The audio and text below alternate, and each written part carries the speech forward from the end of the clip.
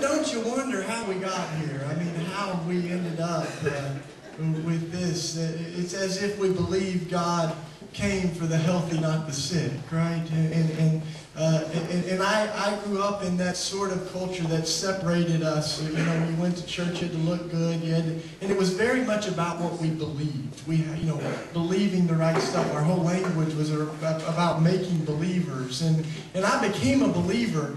But I became a believer long before I knew what it meant to be a follower or a disciple, and didn't have much to show for my faith other than what I believed. And then I read the scripture, though, and it says that we can have faith to move mountains, but if we don't have love, it's nothing. You know, we can speak in tongues of men and of angels and do all sorts of miracles and prophecies, but if we don't have love, it's empty, like a planing cymbal.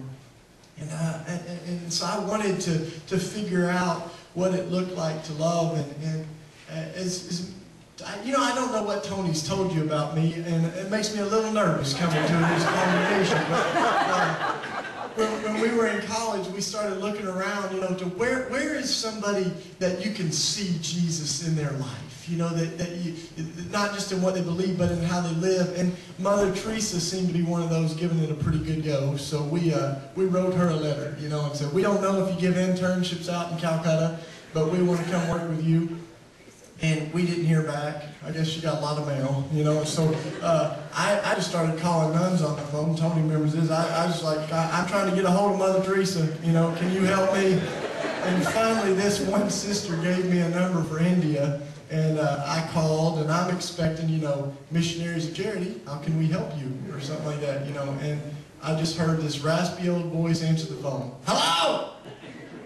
And of course, I'm thinking, I've got the wrong number, and it's $4 a minute, you know. So I started calling quick, and I'm like, well, I'm calling from the United States. We want to come over there and work. We're looking for the Missionaries of Charity. Mother Teresa, can you help me? And she just says, well, this is the Missionaries of Charity. This is Mother Teresa.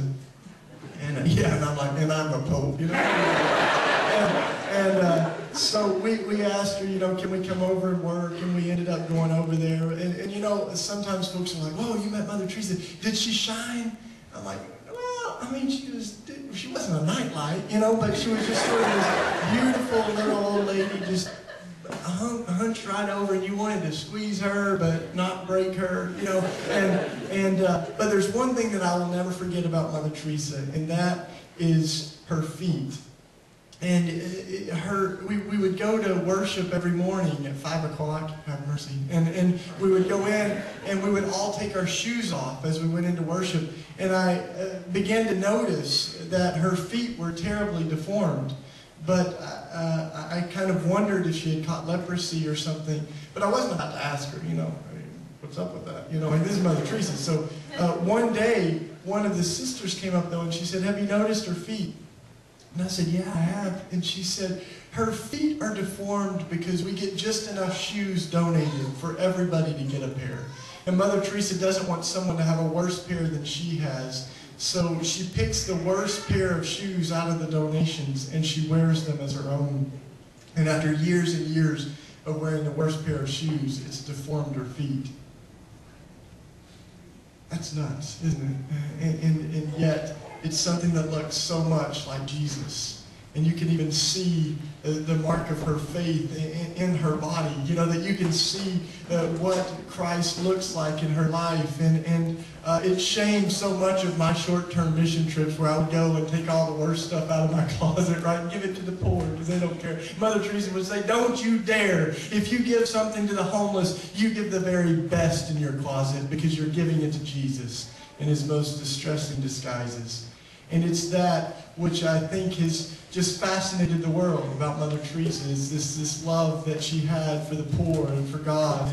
And the other thing I love about Mother Teresa is that when it came to her politics, she wasn't just a woman of rhetoric, but a woman of integrity. And her life gave credibility to her politics. And you know, she's this champion for unborn life, you know, and for the anti-abortion cause. And even Bill Clinton, though, ends up inviting her to his prayer breakfast, you know, because her life was something you couldn't argue with. And it wasn't that she was pro-life because she went around wearing an abortion is murder shirt, you know, but she came alongside women in tough situations, and she said, if you can't raise your child or have your child, we can do that together. I'll help you.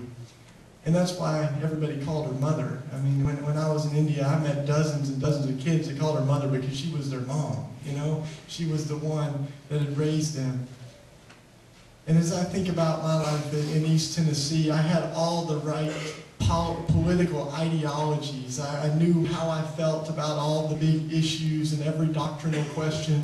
And I can remember, you know, carefully articulating my views on the big hot button political issues, and I would shred liberals in debates. You know, I love debating, and then I began to see that these questions are bigger than the little answers that I had. You know, when I moved into my neighborhood in Kensington, a 14-year-old girl got pregnant, and to be pro-life now means we got to figure out how we're going to raise that baby. We got to figure out how we're going to come alongside 14-year-old women. When I was at Eastern, I met a young man that told me that he was attracted to men, and he felt like God made a mistake when God made him, and he wanted to kill himself. And I watched him cry. And I thought, my little answers aren't big enough. You know, that if this kid can't find a home in the church, who have we become? And I think the great challenge today for us politically is not just ideology. It's not just right thinking, but right living. And if there's anything that I've learned from liberals and conservatives, it's that you can have all the right answers and still be mean. And if you're mean, nobody really wants to listen to you, you know. And even if you have truth, no one's going to want to have it. But in Jesus, we see a truth that is magnetizing. We see a good news that was not just a presentation of ideas, but it was embodied in this community of love and grace that fascinated the world. So I think of the great stories of our faith today are of Christians that have not waited on politicians to change the world for them, but have said, we believe that being the church is our primary call, and ultimate change doesn't just happen one day every 4 years when we vote, but it happens every day of our life as we try to live the kingdom out on earth as it is in heaven. There's a community that I'm a part of that was pretty disturbed about the fact that many of them didn't have health care. And, you know, that's an issue in the inner cities for many of us, I'm sure, too, that I'm one of those 48 million that don't have health care. But this group of Christians did something beautiful. They said, we can't wait on D.C. to solve the healthcare crisis. We need to begin to share each other's burdens like in the early church. So what they did was they began to put out a newsletter every month of who was in the hospital and uninsured in their congregation. And they would pass the hat every month and meet each other's medical bills. And it started as 400 Christians. And the vision spread so beautifully that over the last 20 years, that little 400 has grown to 20,000 of us that are Christians committed to sharing each other's medical bills. And we get a newsletter each month of everybody that's in the hospital, and we pour our resources together. And over the last 20 years, we've met $450 million in medical bills. $450 million, almost $12 million a year. And it's one of those little embodiments of good news that I think folks can begin to see the goodness of God and the way that we care for one another.